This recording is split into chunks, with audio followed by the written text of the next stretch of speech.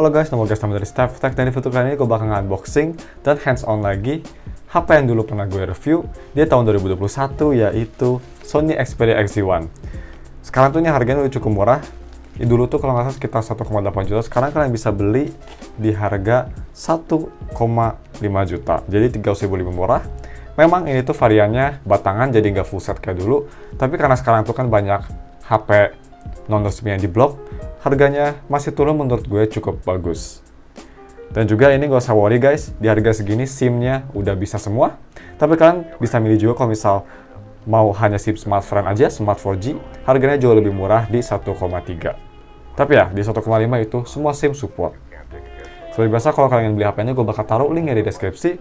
Dan untuk refresh aja, untuk speknya sendiri, Sony Xperia XZ1 punya spek, pakai chipset flagship zaman dulu, Snapdragon 835 dan fabrikasi sebesar 10 nanometer, layar 5,2 inci IPS LCD yang udah support HDR10, Full HD yang pastinya dengan PPI sebesar 424, udah dibuat oleh Corning Gorilla Glass 5, dual speaker yang pastinya, storage-nya pakai UFS 2.1, dan juga dia punya baterai sebesar 2700 mAh yang support fast charging sampai 18 watt, dan juga sudah ada NFC.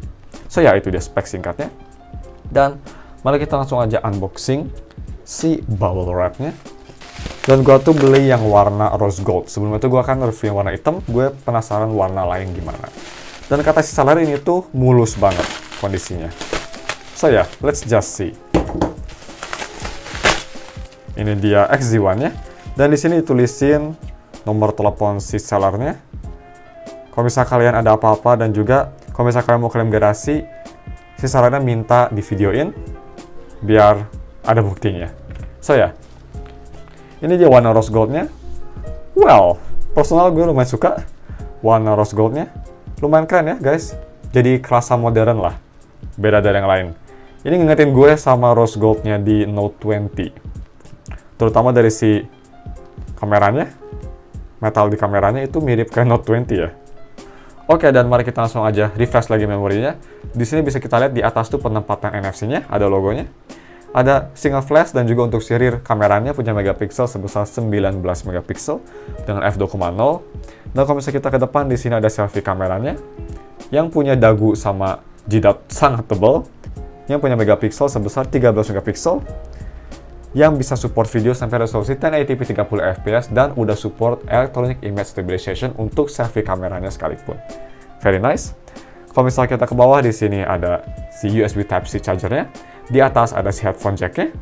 Kalau misalnya kita ke kiri, di sini ada si SIM slot-nya. Mari kita langsung aja cek. Ini yang gue suka dari HP Sony itu tinggal dibuka pakai tangan aja, nggak usah pakai kayak colokan gitu. Dan di sini bisa kita lihat dia juga support micro SD yang pastinya. Dan untuk si SIM-nya dia itu di slot yang berbeda, ada di slot yang kedua.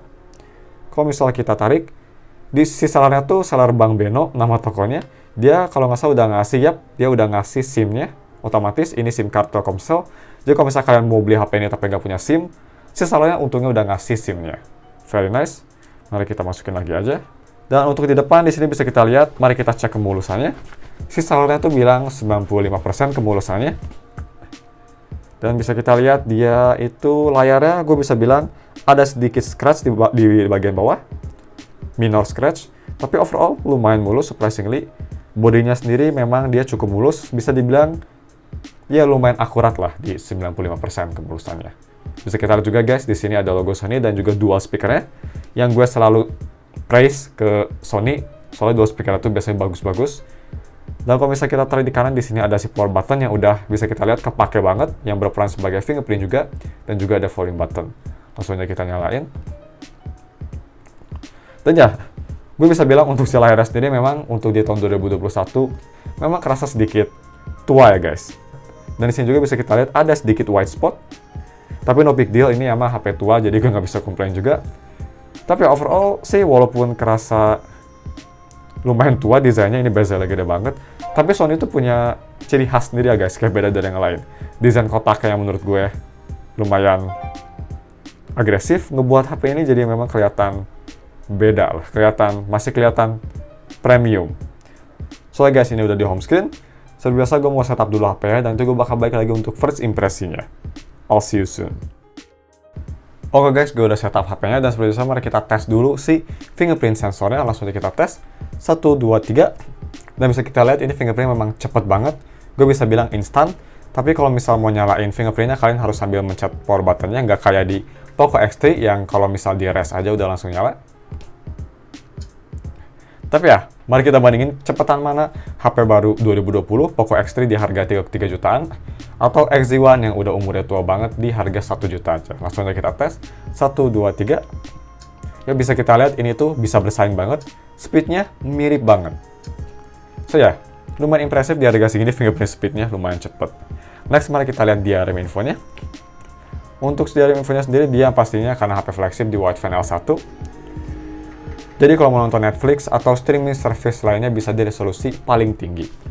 Yang pastinya lumayan enak nonton film di HP ini karena udah support HDR10 dan juga dia punya dual speaker yang suaranya enak banget yang pastinya. So, untuk si touch delay sendiri ini bisa kita lihat. Tadi gue udah tes juga, ini touch delay-nya bener-bener bagus banget. HP Sony memang gue nggak pernah ada komplain sama sekali untuk touch delay-nya, selalu sangat responsif. Mau dipakai buat ngetik keyboard ataupun buat main game yang butuh sensitivity yang lumayan sensitif. So ya, cukup impresif. Dan untuk si software-nya sendiri di tahun 2021, kalau misalnya kita ke sistem dan ke about phone bisa kita lihat guys, ini tuh di Android 9. Ya memang udah 2 versi Android ke belakang, tapi cukup oke lah.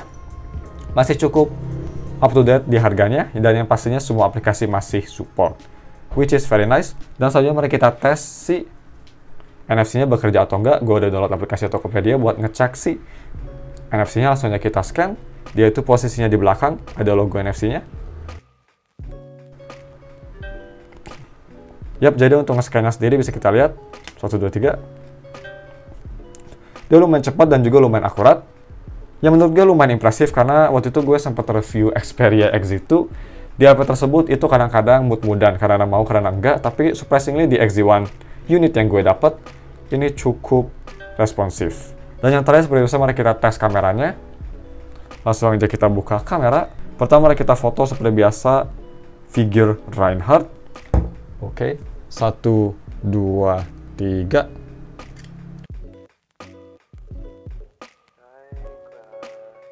Dan yang kedua, tanaman IKEA. 1, 2, 3.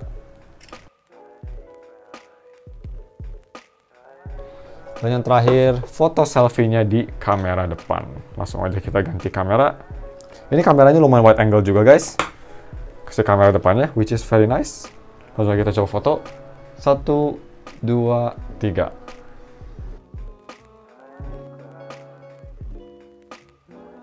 Dan yang terakhir, mari kita cek si video recordingnya. Kalau bisa kita ke mode video dan ke settings. Di sini bisa kita lihat untuk video recording dia bisa nge-record sampai resolusi 4K. Tapi ini kebiasaan HP Sony, kalau misal HP-nya kepanasan dia bakal berhenti sendiri recordingnya. Tapi ini juga lumayan unik karena juga bisa record di Full HD 60 fps yang pastinya very nice. Tapi ya mungkin cuma segitu aja video first impression unboxingnya. Nanti gue yang pastinya bakal nge-review ini di tahun 2021 apakah worth it dibeli atau enggak. So guys, thanks for watching. We'll see you in another review. See you.